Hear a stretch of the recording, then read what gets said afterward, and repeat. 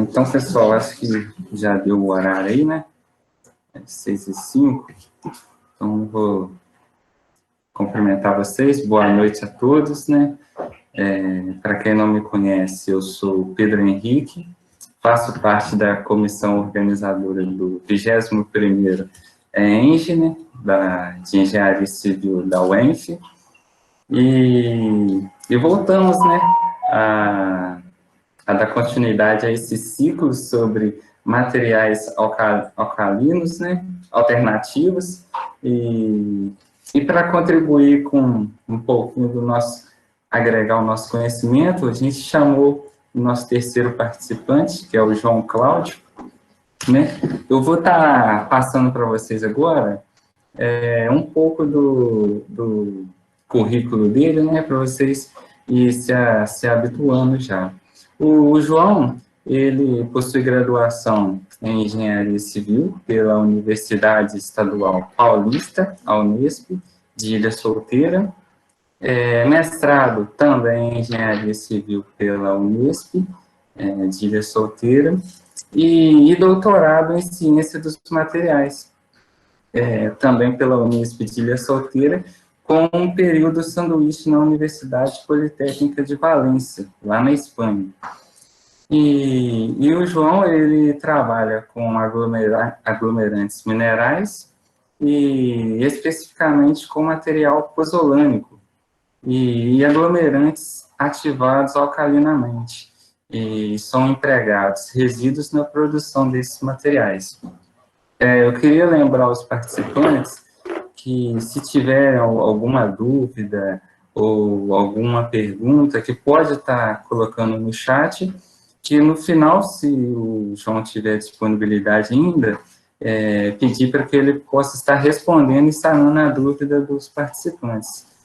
E agora, então, vou passar a palavra para o João, para que ele possa estar dando continuidade a esse evento com uma palestra, né, com o assunto de ativação alcalina. Então, seja muito bem-vindo, João, pode ficar à vontade, você é muito bem recebido aqui por todos nós. Boa tarde, Pedro. Boa tarde para todo mundo. Primeiramente, gostaria de agradecer o convite de participar do 21º ENGIE. O tema da palestra,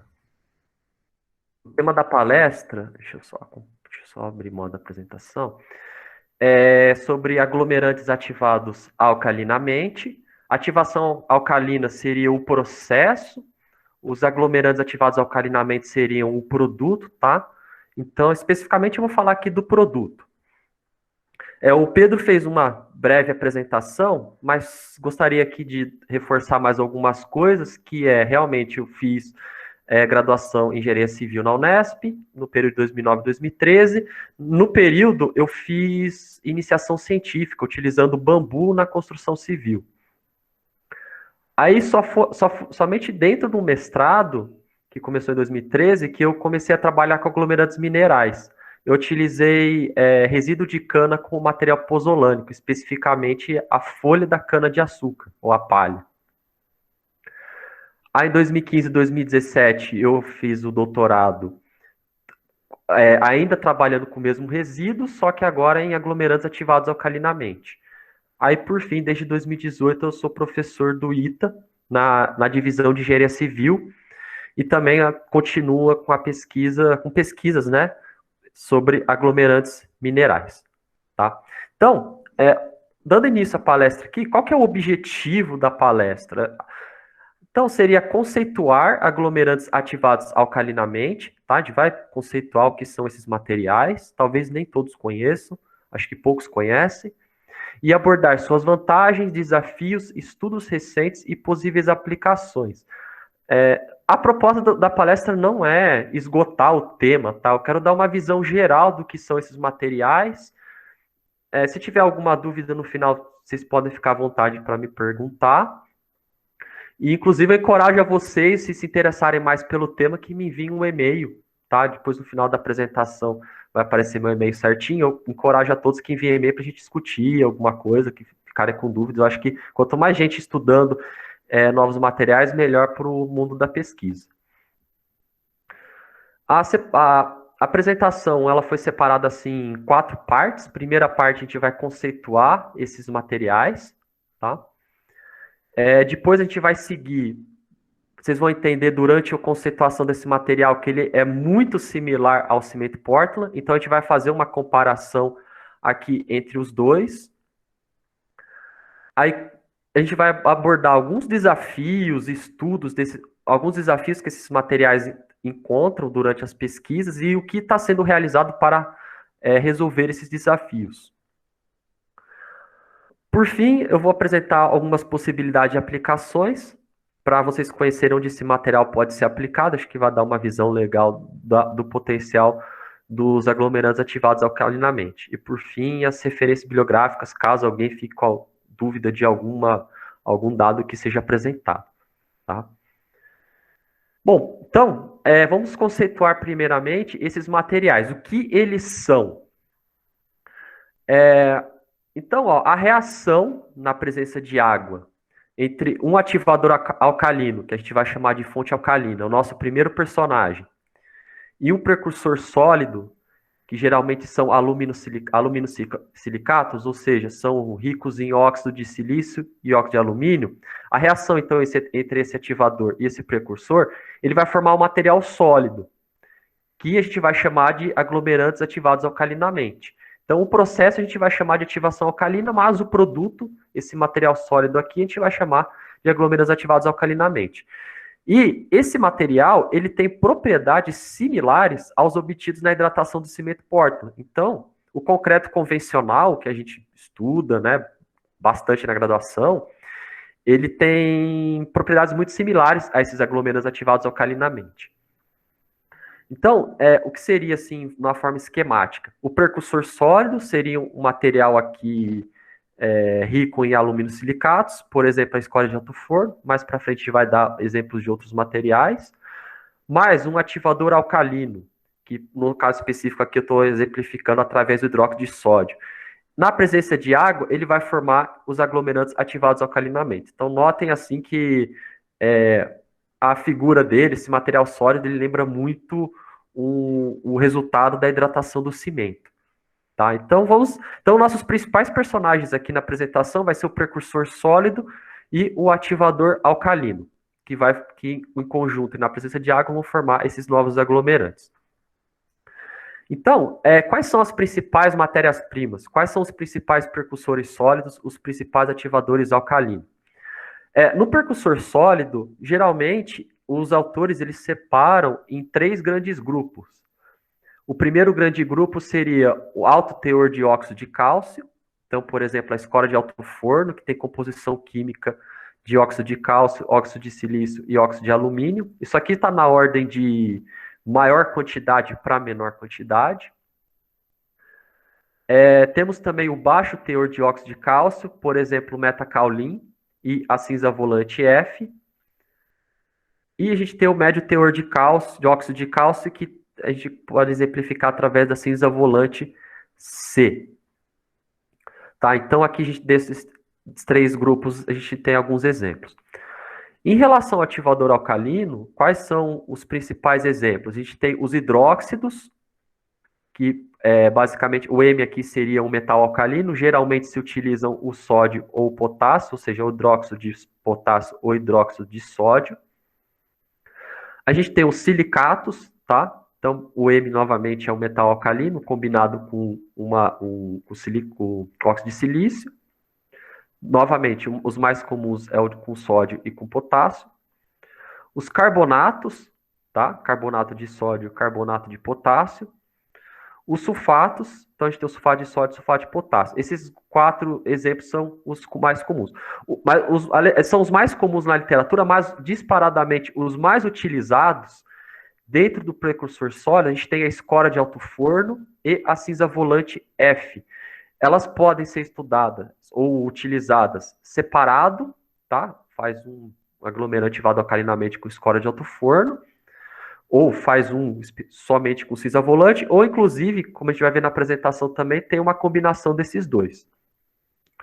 No caso ativador alcalino, os mais utilizados são o hidróxido de sódio e o silicato de sódio, tá?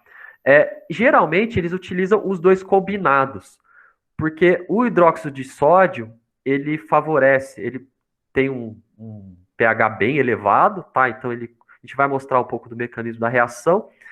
Ele participa no processo de quebra das ligações para formar o material depois. E o silicato de sódio, ele tem silício extra, que ajuda na formação dos aglomerantes ativados alcalinamente e dão propriedades melhores. Utilizando somente o silicato, não chega a um pH interessante para acontecer a quebra das ligações, então a reação tende a ser um pouco mais lenta.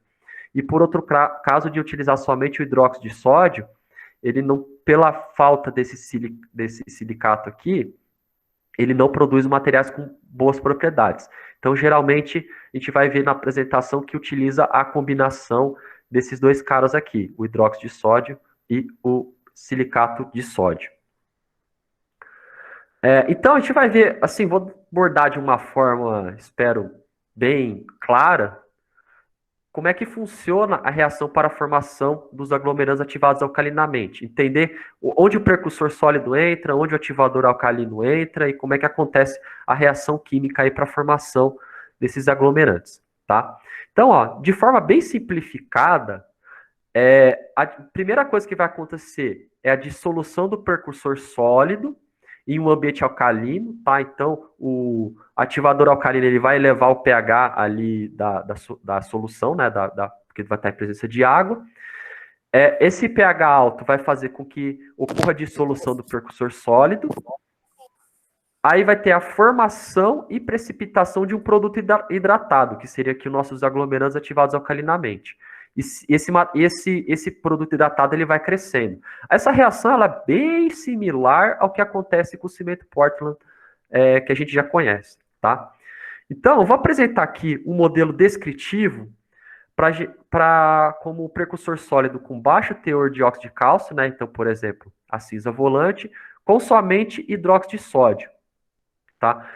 Então, o produto que vai formar seria o NaSH, que a gente chama, né? Só que o N aqui, ele não é de nitrogênio. A gente segue uma legendinha aqui no mundo no material de construção civil. Na verdade, o N está se referindo ao óxido de sódio, tá? O A está se referindo ao óxido de alumínio, o S ao óxido de silício e o H está referindo à água. Então, notem que o óxido de alumínio e o dióxido de silício, eles entram na estrutura do aglomerante ativado alcalinamente. O sódio, que vem do ativador alcalino, também faz parte da estrutura. Então, e essa reação ela acontece em água, ou seja, o produto hidratado, como o nome já diz, tem água na estrutura. Por isso que, ó, todos os personagens que a gente falou ali atrás, precursor sólido, ativador alcalino e água, aparecem aqui na formação do nosso produto hidratado. Então, dando início aqui na reação, a gente tem aqui o nosso precursor sólido, tá? Então, a gente tem aqui que as bolinhas verdes é o silício, as bolinhas laranjas é o alumínio, as vermelhas é o oxigênio, as rosas o sódio, e a gente tem que o hidrogênio é a bolinha branca, tá? Então, a gente tem o nosso precursor sólido em presença de água, né, numa solução alcalina, e a gente tem o sódio aqui. O que vai acontecer? Primeiro, essas ligações aqui, elas vão ser quebradas, tá vendo? Eles vão basicamente virar íons dentro dessa solução.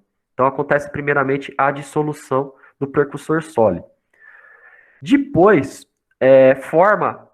eles começam a recombinar, tá? Eles formam o NaSH tipo 1, ou seja, a relação silício e alumínio é aproximadamente igual a 1. Tá vendo aqui que a gente tem 4 tetraedros aqui, 2 de alumínio, 2 de silício, e a gente tem o sódio aqui participando desse composto. Aí, com o tempo, o que vai acontecer? Aquele processo que eu tinha falado aqui atrás, vai acontecer o crescimento. Então, ó, esses caras aqui, que a gente vai chamar de... Esses caras aqui do GE1 vão combinar com outros caras de GE1 e vão formar o GE2. Tá vendo? Ele aqui vai ter um certo crescimento da cadeia. Aí a relação silício e alumínio já começa a subir para 2. Por fim, então continua ocorrendo a polimerização, esses compostos eles vão crescendo, E, por fim, vai gerar com o crescimento conforme o tempo, né, ele vai atingir o seu tamanho específico e vai formar o aglomerante ativado alcalinamente, tá? Então, aqui a gente está vendo uma escala nanométrica, a gente está vendo os átomos, a gente está vendo a ligação entre os átomos, tá? Então, nessa escala nanométrica, poucos nanômetros, na verdade, pouquíssimos, a gente consegue, esse é o modelo que descreve a reação que acontece. Então aqui está o exemplo da estrutura do NASH, tá? Mas ele tem uma estrutura aqui 3D, é um modelo de uma estrutura dele. Então a gente vê aqui que o alumínio, a gente vê o silício, a gente vê o sódio. O alumínio ele acaba sendo ele que trabalha nessa função de dar essa estrutura tridimensional, tá? Enquanto o silício ele tem a função mais de fazer a cadeia crescer. Aqui a gente já vai para uma escala microscópica desse modelo também de precursor sólido com baixo teor de óxido de cálcio. Então a gente aqui tem uma partícula, tá? De cinza volante, imagina que tem uma partícula esférica, e aí a reação ela vai acontecendo sempre da parte externa para a parte interna. Então pode ver que aqui dentro a gente vai ter partícula de cinza volante ainda, tá? Então ela vai dissolvendo. Então aqui mostra essa parte da dissolução e ao entorno dela vão precipitando esses produtos hidratados que a gente chama de NASH, tá? Então conforme a reação vai acontecendo, conforme a reação ela vai acontecendo, essa espessura de produtos hidratados ela vai ficando mais espessa, enquanto que o tamanho da partícula ela vai diminuindo pouco a pouco. Ou seja, vai acontecendo a dissolução do precursor sólido nesse ambiente alcalino, forma os produtos hidratados, então produtos hidratados vão ocupando esses espaços aqui, tá? Então aqui tem um exemplo esquemático mostrando várias partículas de cinza volante, umas com estágio mais avançado de reação, igual essa partícula aqui, e outras com estágio mais lento, tá? Então, seguindo aqui para esse modelo descritivo, a gente tem por exemplo, com alto teor de cálcio. A gente vai notar aqui, que eu não vou ficar indo muito a fundo, acontece de forma bem similar, tá? Então, a gente tem a partícula aqui de escória de alto forno, a gente tem aquela solução alcalina, né, que é o ativador alcalino em água, tá? Então, vai acontecer de forma bem similar. Acontece a dissolução da partícula aqui nas extremidades e precipitação do produto hidratado bem na superfície. E conforme a reação vai acontecendo, a partícula vai diminuir de tamanho e vai surgindo mais produtos hidratados. O que vai mudar especificamente é a composição química. Aqui, basicamente, a gente vai ter o CSH, não vai ter o NASH, tá? Então a gente tem vários autores, depende muito dos autores, depende da quantidade de ativador alcalino, mas geralmente a gente fala que ele é um C de óxido de cálcio, tá? Não é de carbono, NaSH, tá? Um C/NaH, que seria um alumínio silicato de cálcio e sódio hidratado. A morfologia desse produto hidratado vai depender também da concentração do ativador alcalino e outros fatores, que a gente não vai abordar muito agora, tá? Então, basicamente, dessa forma que acontece a reação da formação desses aglomerantes ativados alcalinamente, e a gente vai ver um resumo aqui de como que é a visão em diferentes escalas, tá? Então, na escala pouco nanométrica, então a gente tem que as ligações elas são quebradas nesse ambiente alcalino, tá? Aí acontece a formação do Ge1, que tem a relação silício-alumínio aproximadamente igual a 1. Aí tem a parte da reorganização, né? Começa a acontecer o crescimento, eles começam a se combinar. E por fim tem a parte de polimerização e crescimento, continua o crescimento, que começa a formar a estrutura, como é que ela vai ser mais ao final da reação, tá? E aí, na escala microscópica, então, a gente vai ver agora em alguns micrômetros que a gente já consegue, nessa escala, já consegue enxergar o tamanho das partículas, tá vendo? Então, essas aqui são as partículas de cinza volante. Nessa segunda figura, a gente vê partículas de cinza volante consumidas, tá? E em volta aqui, essa parte mais clarinha são os produtos hidratados, tá? Então, a gente vê, ó, aqui fica bem claro, essa partícula de cinza volante, essa parte dentro, e essa parte aqui, essa casca aqui, seriam os produtos hidratados. Então, ela vem sempre, a reação ela sempre vem de fora para dentro. Aqui tem uma outra visão mais geral. Essa parte mais escura aqui são os produtos da ativação alcalina, né? Os aglomerantes ativados alcalinamente, e essas esferas aqui são partículas de cinza volante. Aí, como é que a gente olha na escala macroscópica, a olho nu? Então, a olho nu, a gente não vai enxergar essas partículas. Então, a olho nu vai parecer muito como se fosse um concreto convencional, uma argamassa ou uma pasta, tá? Então, aqui, primeiro, ela está no estado fluido ainda, né? Então, você consegue trabalhar com essa massa. Aí essa reação vai acontecendo e conforme a reação vai acontecendo, ela vai endurecendo. Então, a olho nu você não percebe muita diferença, claro, pela coloração sim, mas a olho nu você não percebe muita diferença em relação ao cimento Portland convencional, tá? Então, a pergunta é, por que estudar esses aglomerantes ativados alcalinamente? Esses caras, eles apresentam propriedades similares aos produtos hidratados do cimento Portland, ou seja, eles podem ser uma alternativa em relação ao uso do cimento. Não que vá substituir o cimento Portland, isso eu não acredito, mas ele pode ser uma alternativa. Então a gente vai falar mais para frente, principalmente em relação a desafios, que a disponibilidade dos materiais é importante. Se tiver uma região que tem uma boa disponibilidade de dados materiais e que formem esses tipos de aglomerantes, pode ser uma alternativa ao do cimento Portland, tá? Então é uma alternativa, não vejo como uma substituição, vejo como uma alternativa. Então aqui a gente consegue, aqui está um exemplo, tá, de corpos de prova de concreto de aglomerantes ativados alcalinamente e corpos de prova de concreto de cimento Portland. Salvo alguma diferença da coloração do percussor sólido ou do ativador alcalino, a olho nu você muitas vezes não percebe a diferença de um para outro, tá? Eles têm propriedades muito similares. Tanto é que essa parte da reação, que eu exemplifiquei há pouco, né, de forma mais simples, ela é muito similar com a reação do cimento, tá? Bom, saindo um pouco mais dessas questões de química, acho que eu forcei até um pouco a barra falando tanto de química, eu vou agora fazer, então, vamos fazer uma comparativa entre esses aglomerantes e o cimento Portland, tá? Iniciando, a gente vai começar a falar primeiramente da matéria-prima e processo de produção.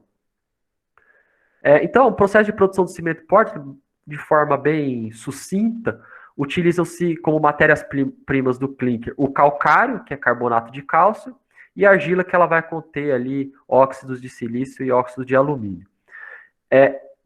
Esse material ele vai passar por um processo térmico, aproximadamente a 1450 graus. Tá? É um processo que demanda muita energia, porque você tem a britagem da matéria-prima, depois lá para o final, você também vai ter a parte da moagem do cimento, do clinker, e também é um processo que libera uma grande quantidade de gás carbônico, tá? Por dois motivos. Primeiro, para manter o forno, principalmente por dois motivos. Primeiro, para manter o forno a uma temperatura elevada, tá? E outro, porque nesse processo de calcinação, você vai dissociar o gás carbônico do calcário. Então, esse gás carbônico ele vai para a atmosfera. A composição básica do clinker é o C3S, que a gente chama de halita, o C2S, que a gente chama de belita, o C3A e o C4F. Em conjunto com a gipsita e adições, a gente tem a formação do cimento Portland. Então, de forma bem sucinta aqui. E os aglomerantes ativados alcalinamente? Qual que seriam as principais matérias-primas e processos? Em relação ao precursor sólido, a gente tem três classes, tá, de principais matérias-primas para produzir esse tipo de aglomerante. A gente tem um produto, que é o metacaulin. Então, por exemplo, a argila, o caulin, ele é calcinado a uma temperatura de 800 graus. Então, o objetivo da calcinação é formar o metacaulin, por isso que a gente chama de produto. O subproduto é porque esses dois caras aqui, eles não são os principais, mas eles ganharam importância com o tempo. Por exemplo, a escória de alto forno, ela é gerada durante a produção do aço. Então, tem o processo do alto forno, né, que vai gerar o ferro gusa, e na geração do ferro gusa vai gerar essa escória de alto forno. A princípio era tratada como resíduo, mas como ela já é amplamente utilizada, inclusive vendida comercialmente, a gente coloca na classe de subproduto. A cinza volante, ela é produzida na geração de energia de termoelétricas. O produto é energia elétrica e gerava antigamente a cinza volante, que era o resíduo, mas como ela começou a ter valor comercial, ela entrou na classe de subproduto. E a gente tem a classe dos resíduos também. Então, por exemplo, o resíduo de craqueamento catalítico fluido, que é um processo que eles utilizam petróleo para gerar a gasolina, forma um resíduo, e esse resíduo ele tem potencial de ser aplicado em aglomerados ativados alcalinamente. Bom, o ativador alcalino, ele também segue as mesmas classificações, tem o produto, tá? O hidróxido de sódio e o silicato de sódio são produtos, eles são fabricados especificamente para suas aplicações. O problema do hidróxido de sódio é que ele é produzido da eletrólise do cloreto de sódio, então é um processo que demanda muita energia. Enquanto que o silicato de sódio, ele também demanda uma certa quantidade de energia e libera muito CO2 para a atmosfera, tá? A gente vai falar com mais detalhes daqui a pouco. Mas é um processo que utiliza na calcinação o carbonato de sódio. Então, o CO2 ele vai para a atmosfera nesse processo de calcinação. Como subproduto que pode ser utilizado também é a cinza da casca de arroz, tá? Então, a cinza de casca de arroz é um material que já foi bastante estudado, então já considero ele como subproduto. E, por fim, os resíduos. Por exemplo, aqui a cinza de caroço de azeitona, que é um estudo que eu vou mostrar um pouco mais para frente. Na produção do azeite, eles fazem um processo lá para produzir o azeite, fica sobrando o caroço, as empresas, elas calcinam esse caroço para gerar energia e, por fim, sobra essa cinza. E essa cinza, ela é muito rica em potássio. Então, a gente viu lá atrás que o potássio, ele pode ser utilizado como fonte alcalina, como ativador alcalino. Então, a gente pode utilizar a cinza de caroço de azeitona como ativador alcalino, tá?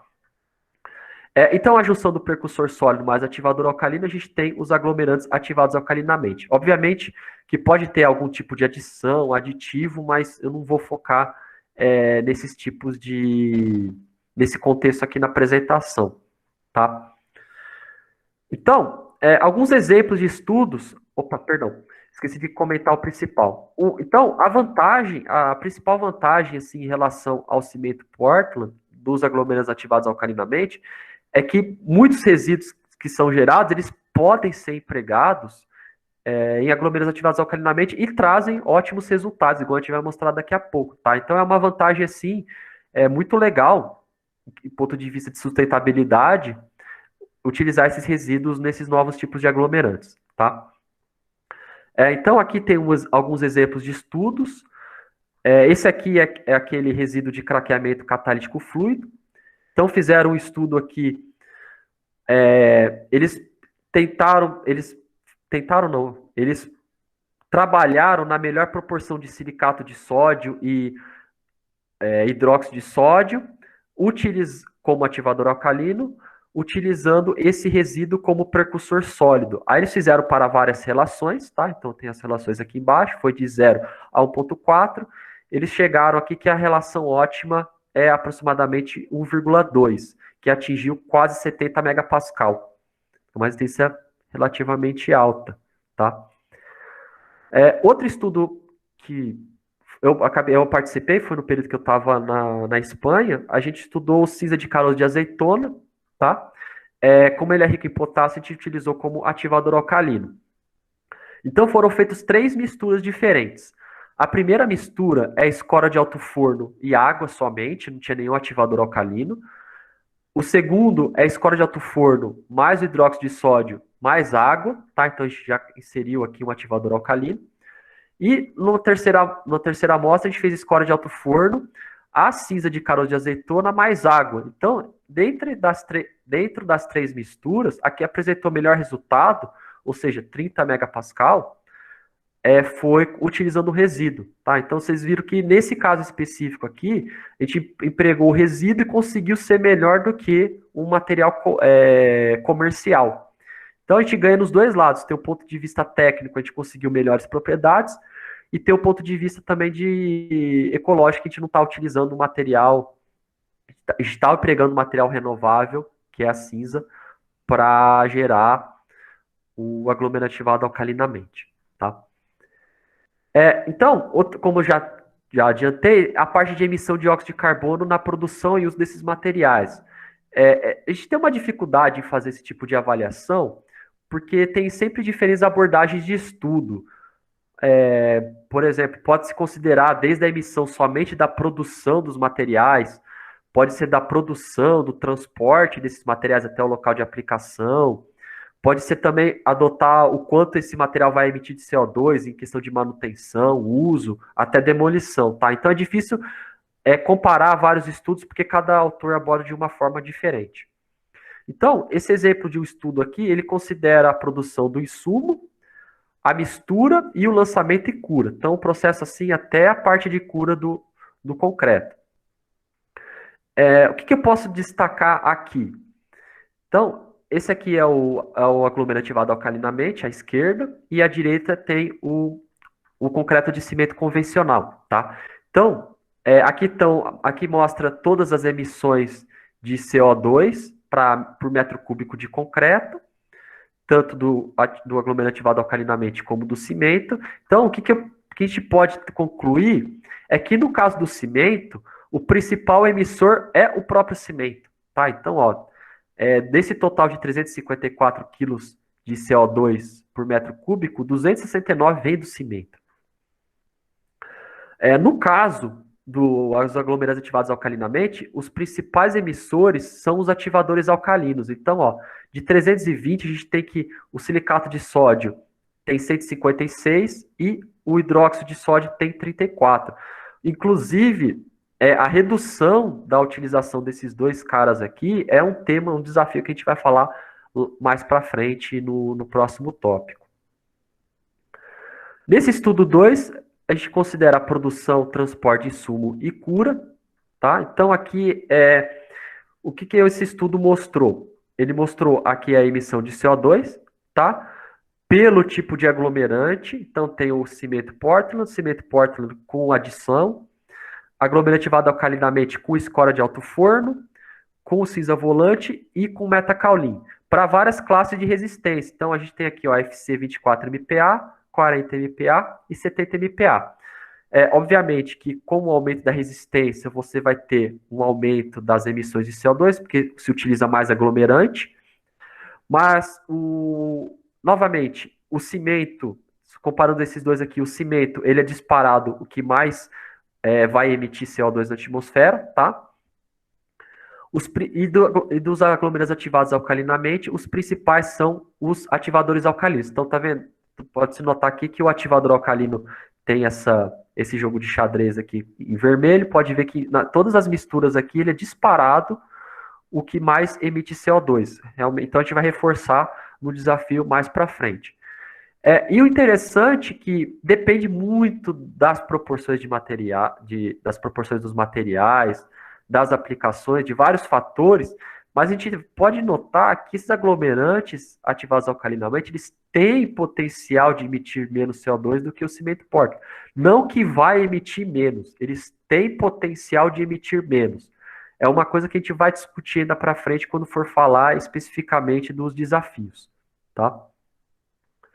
Bom, em relação às necessidades energéticas na produção de cada material, aqui tem a produção do percussor sólido e ativador alcalino. A exemplo aqui tem a cinza volante e o metacaulin como percussor sólido.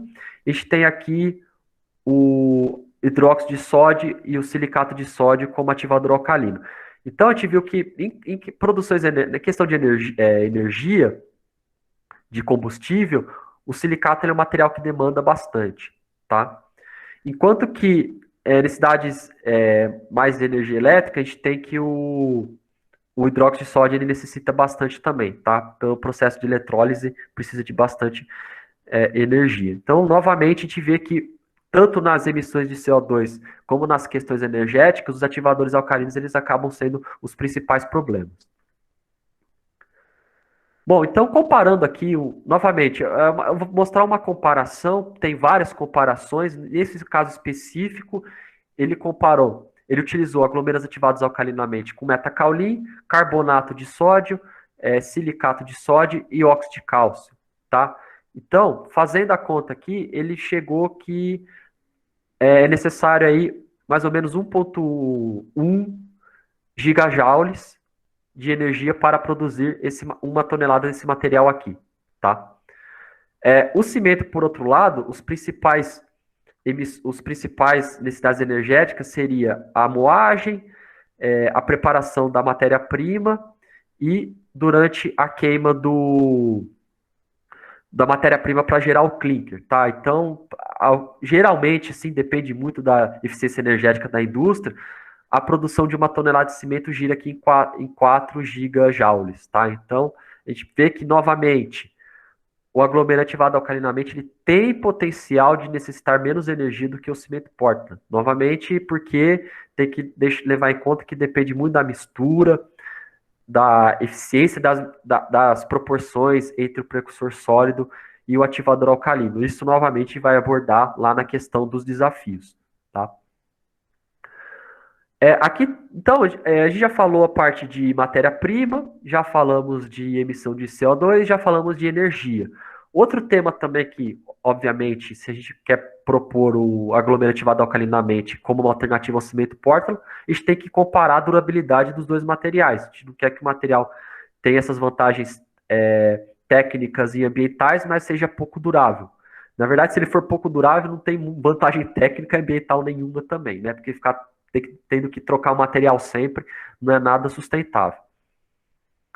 Em relação à absorção de água e volume de poros permeáveis, comparando um aglomerante ativado alcalinamente com escora de alto forno e o cimento Portland convencional, a gente vê que ele pode, após 90 dias de cura, ele tem uma menor aqui, uma leve menor volume de poro permeável, tá? Novamente, nesse caso específico aqui, não quer dizer que sempre vai ser assim. Aqui ele fez a comparação de absorção de água por capilaridade, tá? Novamente comparando o aglomerante ativado alcalinamente com escória e o cimento Portland, tá? Então ele conseguiu aqui valores bem similares de absorção por capilaridade. Nesse caso específico, ele fez a comparação entre penetração de cloreto de concreto de aglomerante ativado alcalinamente e cimento Portland. A penetração de cloreto é importante porque, se for visar a aplicação do concreto como concreto armado, então, se tem penetração de cloreto, pode acelerar o processo de corrosão de armadura, tá? Então esse ensaio acaba sendo importante. Nesse caso específico aqui, dos tipos de concreto, sendo o primeiro de cimento Portland e os outros utilizando escória de alto forno, cinza volante, diferentes concentrações, a gente nota que os aglomerantes ativados alcalinamente têm potencial também de ter menor penetração de cloreto, tá? Esse é um ensaio de carga passante, que ele é um indicador também de penetração de cloreto para amostras com 28 dias de cura. Novamente, a referência ao cimento Portland, e ele utilizou como ativador alcalino o silicato de sódio e o hidróxido de sódio, para várias quantidades de aglomerante. Então, nesse estudo também a gente nota que tem uma menor passagem de carga dos aglomerantes ativados alcalinamente. Um problema principal, assim, em relação a esses tipos de aglomerantes, está dentro da retração por secagem. Aqui, então, tem a retração por secagem, ela é ruim, porque a retração seria o quê? O concreto, ele diminui de volume. Então, o concreto, ele tem, devido à perda de água, o concreto, então, ele tem uma certa umidade relativa, elevada, né, quando recém-feito, e se a umidade relativa do ar estiver menor, a tendência é que essa água dentro do concreto, ela saia para o ambiente, tá? Mas como essa água capilar, no caso, né, água em poros capilares, ela tem afinidade com o concreto, então ela tem uma tensão capilar ali. Aí, se perde essa água, ocorre ali uma redução de volume do concreto. E é ruim essa redução de volume por quê? Geralmente, nessa redução de volume, surgem algumas tensões de tração ali na estrutura do material. E a gente sabe que o concreto é um material assim, que não gosta de tensão de tração, ele tem uma resistência muito baixa à tração. Então, se surgir essas tensões, vai causar fissuras. E se causar fissura, a gente vai ter perda técnica, né? O material perde rigidez e também perde durabilidade, porque fica mais fácil ter penetração de agentes agressivos. Então, geralmente, quando esse valor elevado de retração por secagem dos aglomerantes ativados alcalinamente é um problema que se enfrenta, inclusive eu vou abordar novamente no desafio, e tem estudos que estão trabalhando para diminuir esse tipo de retração. Bom, isso aqui então é perda de massa para amostras curada após 28 dias inseridas em solução de 5% de ácido clorídrico. Então colocaram amostras assim de concreto em ácido clorídrico, e aí com o tempo, o que acontece é que o ácido clorídrico, ele de uma certa forma reage com os produtos, tá, hidratados, tanto do cimento quanto dos aglomerantes ativados alcalinamente, forma material solúvel, e esse material ele acaba descarrilhando, assim, ele já não colabora ali para a estrutura sólida do material. Então, fazendo uma comparação entre o cimento e o AAA, a gente vê que os aglomerantes ativados alcalinamente, eles têm uma perda de massa muito pequena, na verdade eles acabam até ganhando massa. Tá? Enquanto que o cimento ele perde bastante massa. Se ele perde bastante massa, ele está ficando mais poroso. Se ele fica mais poroso, ele perde resistência. Então, em ataques químicos, esses aglomerantes ativados alcalinamente são muito bons. Bom, então, a gente já conceituou esses novos tipos de aglomerantes, mostramos que eles podem ser estudados como alternativa ao cimento, então fizemos vários comparativos do cimento, desde matéria-prima até questão de durabilidade. Mas assim, esses materiais eles são relativamente recentes, tá? Em questão de pesquisa, o número de pesquisa aumentou exponencialmente assim nos últimos 15, 20 anos, então tem muitos mistérios, muitos problemas, ainda que esses materiais apresentam, que impedem uma utilização em maior escala.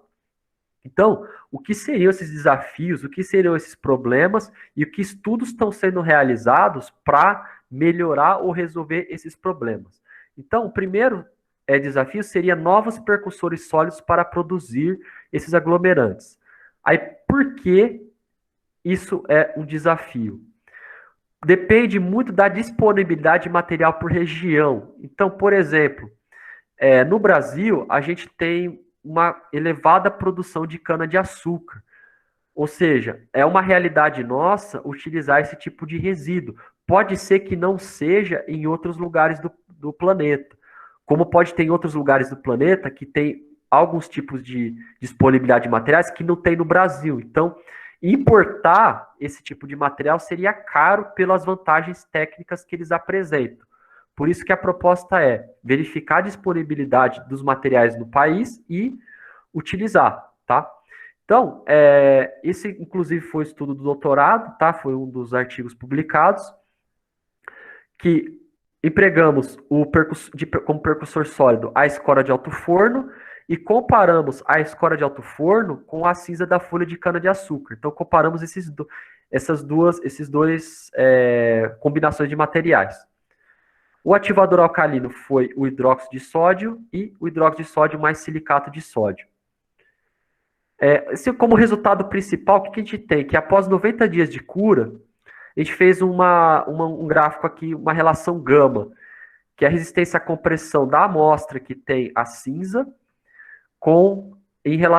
dividido pela resistência da amostra que não tem a cinza. Tá? A gente fez 5 proporções, 100, 0, que é o controle, não tem cinza, 85, 15 até 50 a 50, tá? Então, relação de escora de alto forno e cinza.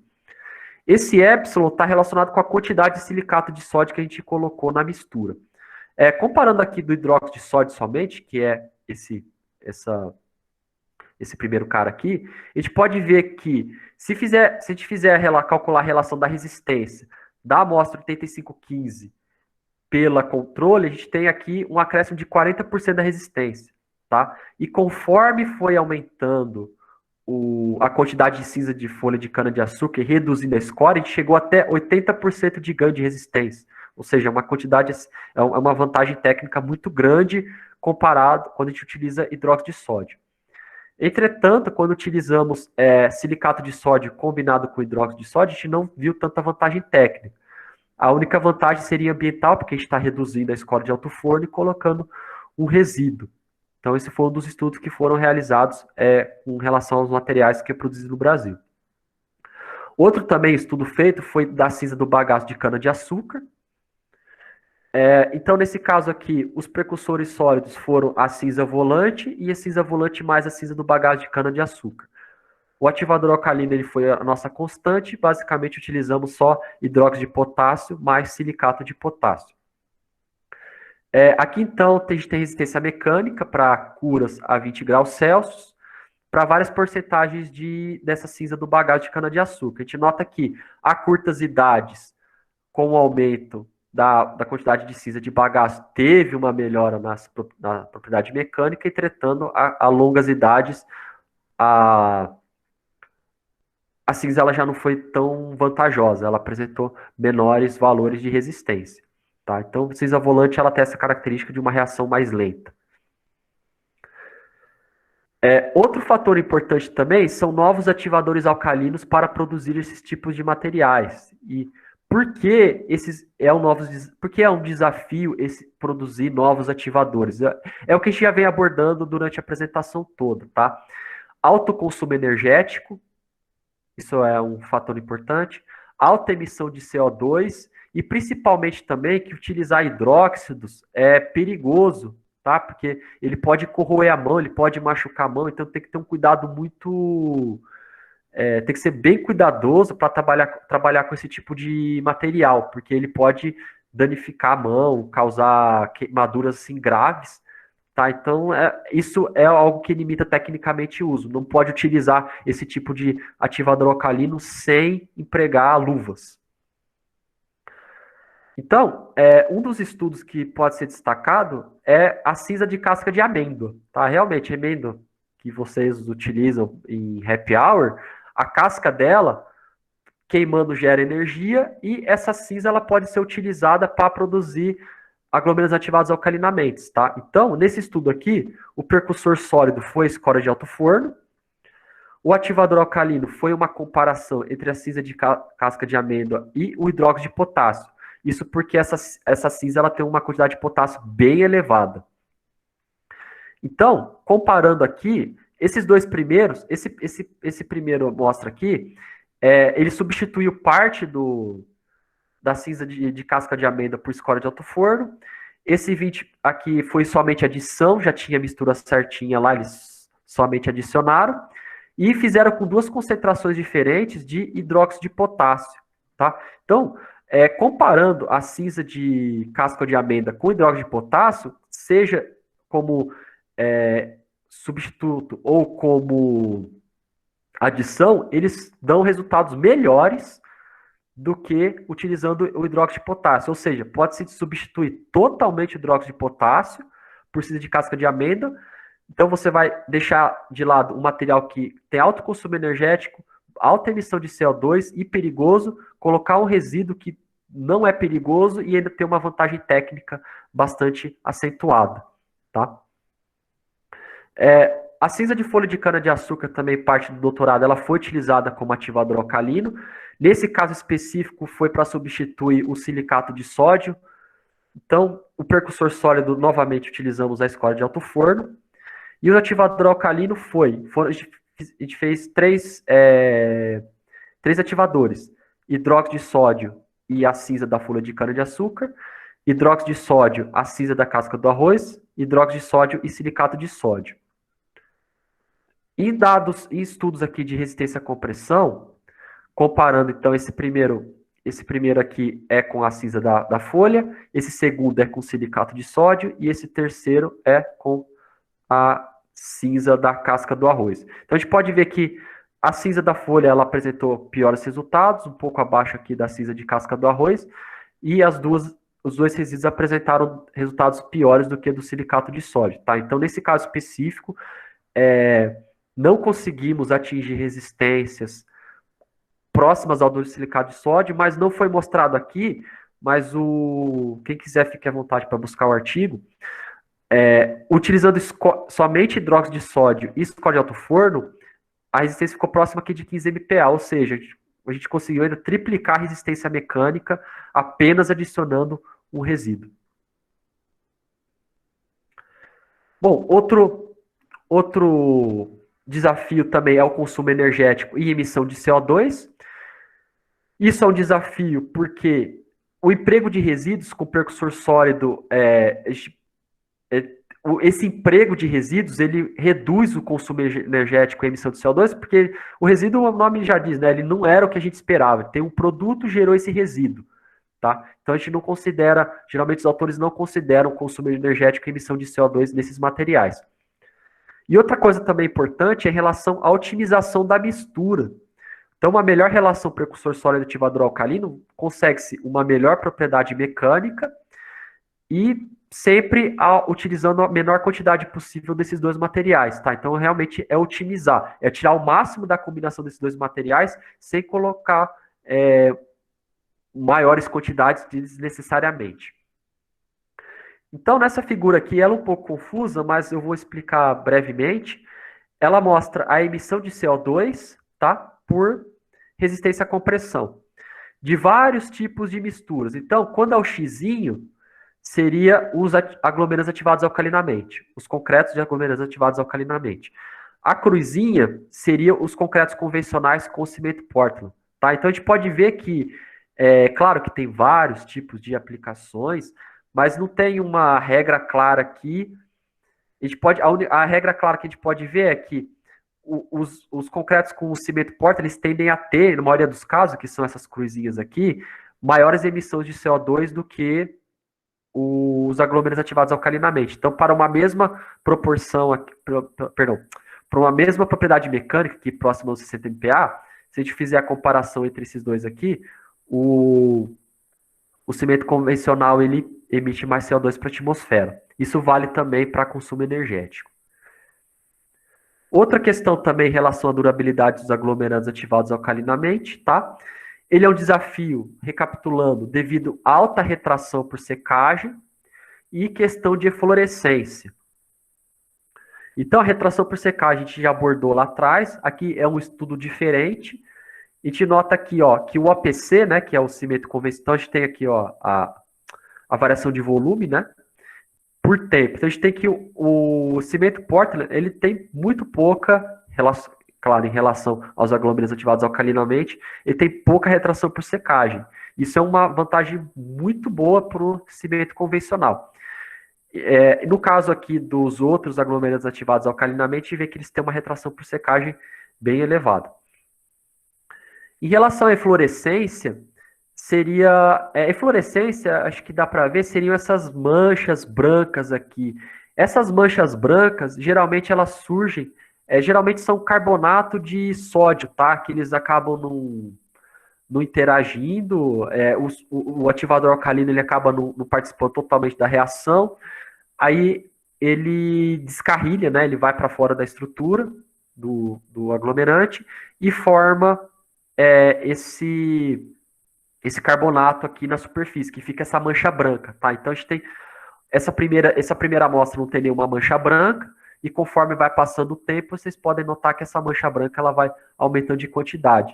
Isso é ruim também, tá? Porque esteticamente ela pode atrapalhar a utilização desse tipo de material. Então são dois problemas que os pesquisadores têm tentado resolver: essa retração por secagem e a eflorescência. Aí, como é que eles têm resolvido? Ou lançando mão de alguma adição, ou proporção de precursores sólidos e ativadores alcalino, ou método de cura. Então, eles estão tentando aí fazer o máximo possível para reduzir esse tipo de problema. Outro problema também é relacionado ao mecanismo de reação, estabilidade, tá? Ele é um desafio, porque é necessário conhecer a formação desses produtos e é necessário também saber como eles vão se comportar com o tempo. A gente viu lá atrás, só fazendo recapitulando, esse aqui é o modelo, né, na escala nanométrica, e isso aqui é o que a gente observa na escala micrométrica. Então, a gente está na fase do precursor sólido. Dado o tempo T1, quando inserido no sistema um ativador alcalino mais água, a gente não sabe exatamente quais produtos vão formar, ou qual que é a composição, qual que é a morfologia. Tem modelos que descrevem, tá? Na escala aqui nanométrica. Na microestrutura tem alguns modelos também que ajudam a prever, mas ainda não é uma coisa tão clara. E menos claro ainda é como essa estrutura vai se comportar daqui 30, 40, 50 anos. Será que ela vai ficar dessa forma? Será que ela vai mudar? Então é uma coisa assim que os pesquisadores têm estudado bastante. Como é que acontece com tempos muito prolongados, 10, 20, 30 anos, o que vai acontecer com esses aglomerados ativados alcalinamente? Porque, como eu disse, os estudos exponencialmente nos últimos 15, 20 anos aumentou bastante, só que a gente precisa de mais estudos ainda para entender o que vai acontecer com esses materiais. Bom, possíveis aplicações, obviamente, né? Isso aí é um desafio, por quê? Porque a gente precisa conhecer as propriedades e depois direcionar para o melhor uso desses materiais. Então, aqui, ó, tem um estudo recente que eles mostram que é o emprego desse aglomerado ativado alcalinamente em elementos estruturais, no caso aqui em vigas, tá? Vigas de concreto armado. E nesse caso específico aqui, os autores utilizaram esses aglomerantes como reparo estrutural. Então, eles utilizaram, o concreto convencional do cimento Portland estava com algum problema, eles foram lá e utilizaram concreto de aglomerativado alcalinamente para fazer o reparo. E por fim, dessa parte do desafio, tem questão de normas, tá?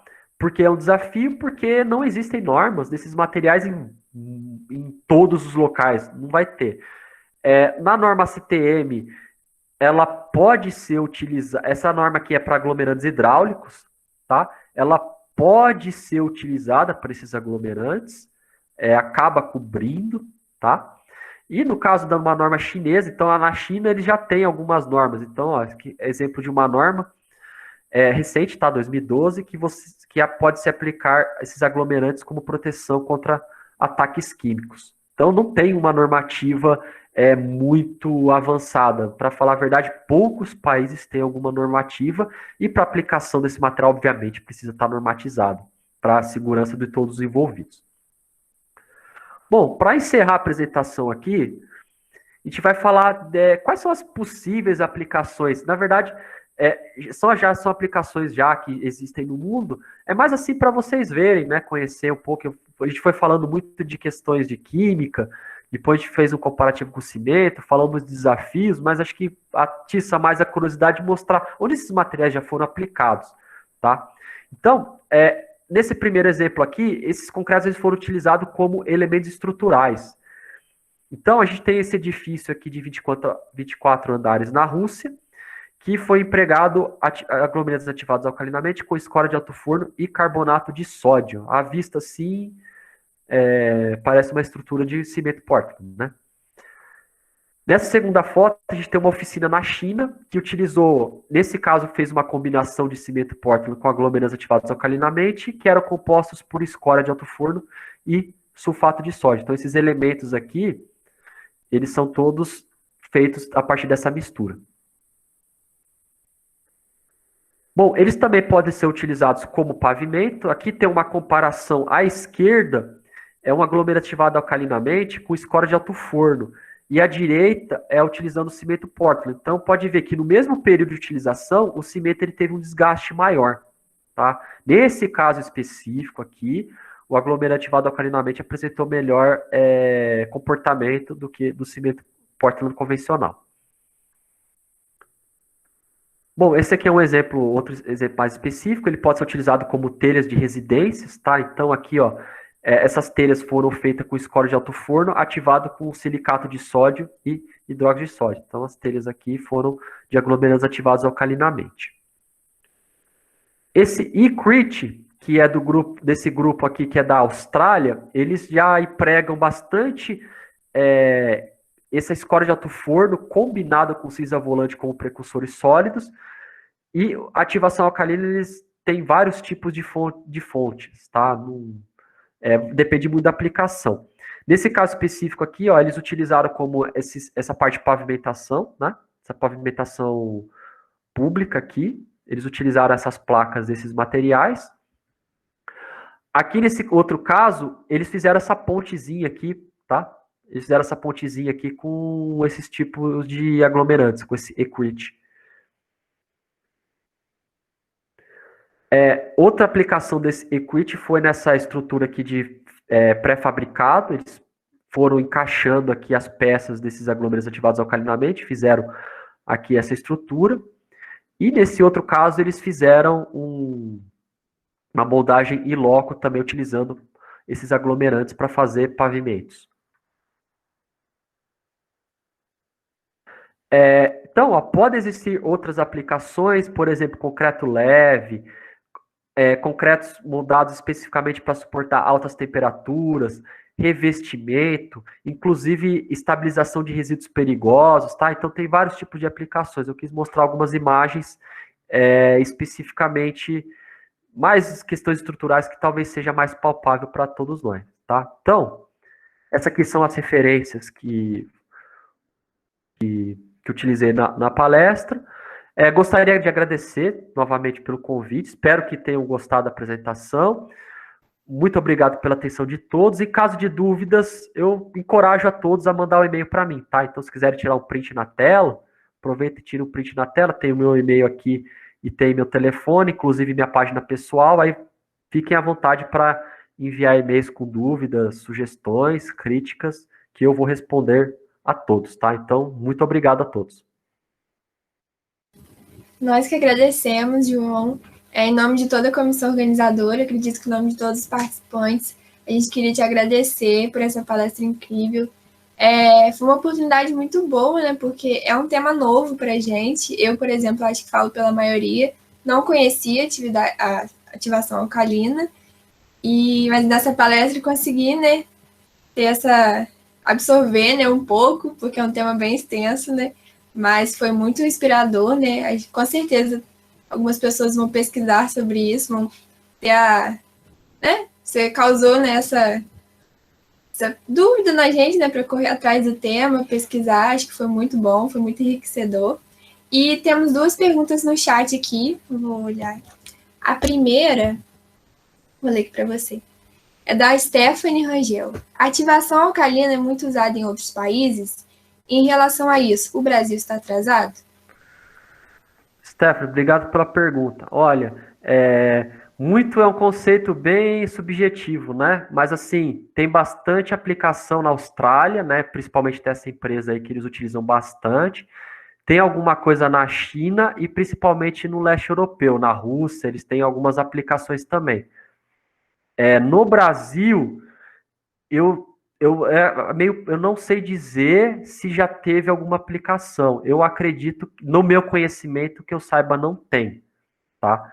Não conheço nenhum tipo de aplicação. Então, fica mais nesses países aí, Austrália, China e pessoal do leste europeu, que eles têm já aplicações, inclusive, de estruturas, né? Igual acabei mostrando aí de alguns exemplos.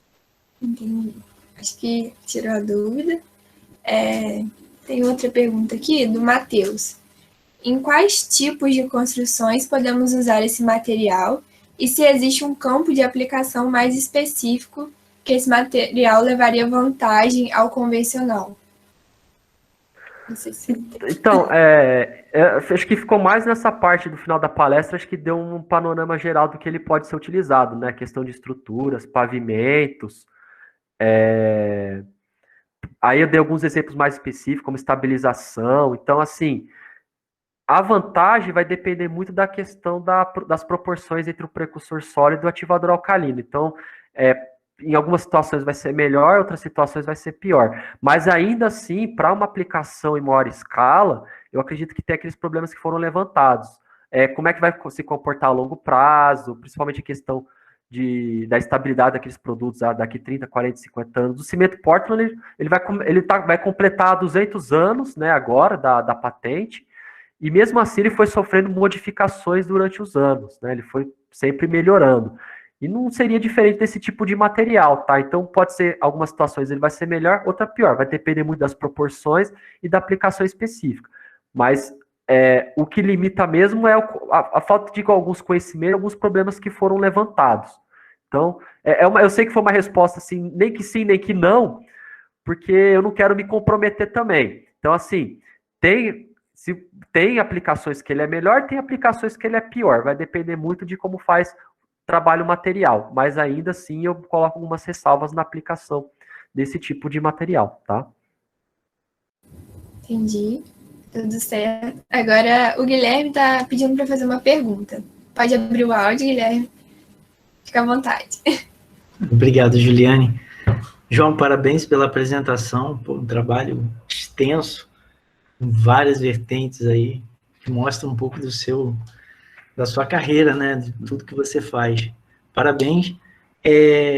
João, eu sempre tive uma dúvida com relação aos aglomerantes ativados. Eu sei que tem várias pesquisas que abordam isso, mas eu queria saber se você tem se preocupado com isso e como você tem tratado, que é a questão do tempo de manuseio, né?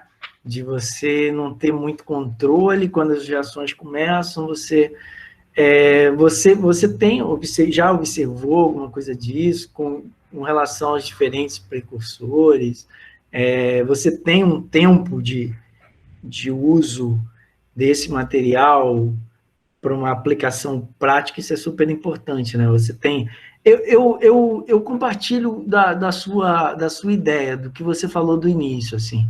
Eu não vejo muito a necessidade dessa comparação sempre com cimento, com concreto, é um material alternativo, é um material para aplicações pontuais, bem interessantes. Ganha resistência rápido, o processo é diferente, né?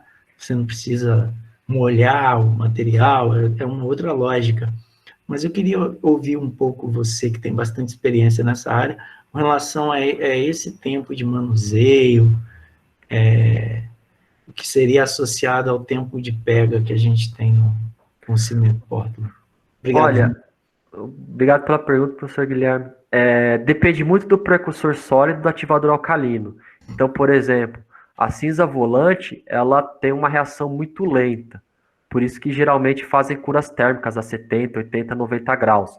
Isso aí, eu acabei não focando, mas naquela questão do... Deixa eu ver se tem aqui. Deixa eu ver aqui se mostra direito. Cadê a parte... aqui, ó. A parte de cura, não sei se dá para ver.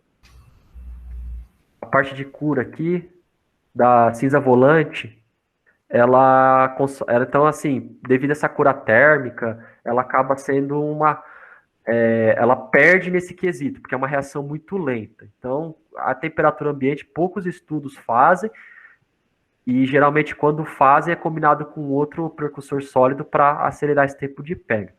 A escória de alto forno, ela é mais parecida com o cimento, é aquela lá que de um dia para o outro já pode desmoldar. O metacaulin foi o mais fantástico, eu já vi assim, tinha uma proporção que a gente fez que até em 3, 4 horas a gente conseguia desmoldar. Então a gente fazia, em 3, 4 horas já conseguia desmoldar. Claro, não tinha uma resistência elevada, mas ele conseguia desmoldar. Então, assim, depende muito do precursor sólido e do ativador também. E o tempo que você consegue manipular, João? Se você tiver que moldar uma peça, quanto tempo você teria em média, né? Você tem... Então, a escória de alto forno realmente é parecido com o do cimento. Você vai ter ali suas 4, 5 horas no máximo ali. 3, 4 horas você vê que ela já perde consistência. Agora, o metacaulin não. O metacaulin tem que ser um tempo curtíssimo, porque em 4 horas já pode desmoldar. Ou seja, o tempo de trabalhar com ele acaba sendo muito curto. E a cinza volante, ela é mais para pré-fabricado mesmo, porque ela não é um material que vai ser temperatura ambiente, tem uma reação muito lenta. Então já tem cura térmica, e a preocupação, na verdade, já passa a ser outra, tá? Você vai fabricar sua peça, vai fazer a cura térmica para ficar o menos possível ali, menos tempo possível ali na forma. Então depende muito, tá? Do precursor sólido. E do ativador também, ele acaba influenciando. Quando tem silicato de sódio, ele tem um ganho de resistência um pouco mais acelerado do que somente o hidróxido. Quando tem silicato e hidróxido de sódio, ele geralmente tem um ganho de resistência maior do que só hidróxido de sódio. Então, isso aí acaba influenciando também. Isso aí, por isso que tem que dosar muito bem o material, ter o conhecimento dessas reações. Inclusive, até coloquei como um desafio, porque se é feito concreto com dado precursor sólido, com um dado ativador alcalino, numa dada proporção, você fez o estudo ali de tempo de pega, de ganho de resistência, tranquilo. Agora, se alterou a proporção entre os dois, tem que fazer um estudo totalmente novo, porque pode alterar os produtos que formam, a velocidade da reação. Do cimento a gente consegue ter um controle melhor, né? A gente coloca mais água, a reação vai demorar mais, né? O ganho de resistência é menor, a resistência dela vai ser menor do que um menor AC. Então a gente consegue ter uma ideia melhor no cimento convencional. Agora, desses não, a gente tem que fazer sempre um estudo mais aprofundado e tomar cuidado com essas variações. Acaba sendo um desafio também. Ficou alguma dúvida? Tudo certinho? Perfeito, João. Obrigado. Eu que agradeço. Então, acho que a parte de perguntas, né, encerramos. Antes de encerrar aqui com o João, queria dar um recado para vocês, que ainda temos mais uma palestra hoje, às 8 horas. E esperamos todos vocês lá. Inclusive, João, seu convidado, se você quiser assistir. Em nome da comissão, novamente agradeço por ter disponibilizado seu tempo e trazer todo esse conhecimento para hoje. E agradecer a todos que estão presentes por prestigiar nosso evento, né? E encerro aqui, né, mais uma palestra do dia. E esperamos vocês na próxima, gente. Muito obrigada, uma boa noite a todos. Qualquer dúvida que vocês tenham, queiram acrescentar, pode mandar mensagem para a gente, que a gente passa para o João. João, quer falar alguma coisa? Não, foi assunto extenso, tá? Eu reconheço, porque, como você mesmo disse, foi um material que muita gente não conhecia. Então, encorajo mesmo que, se ficou alguma dúvida na palestra, pode enviar e-mail que eu respondo tranquilamente, a gente vai conversando. Acho que quanto mais gente estudando materiais, melhor para o professor Guilherme, né, que ele consegue mais alunos bons na área, mas acho que é melhor também para a ciência como um todo, mais gente trabalhando com isso aí. Então, agradecer novamente pela participação de todo mundo e pela oportunidade de estar aqui. Obrigado mesmo. Parabéns pela organização. Nós que agradecemos vocês, gente. Então, boa noite a todos. Até a próxima. Qualquer dúvida, podem mandar para a gente. Tem aqui o contato do João, se alguém quiser perguntar alguma coisa a ele. E é isso, galera. Muito obrigada pela participação de todos. Boa noite. Boa noite, obrigado. Boa noite, pessoal. Tchau. Um abraço, João. Abraço, até mais. Obrigadão. Tchau, tchau.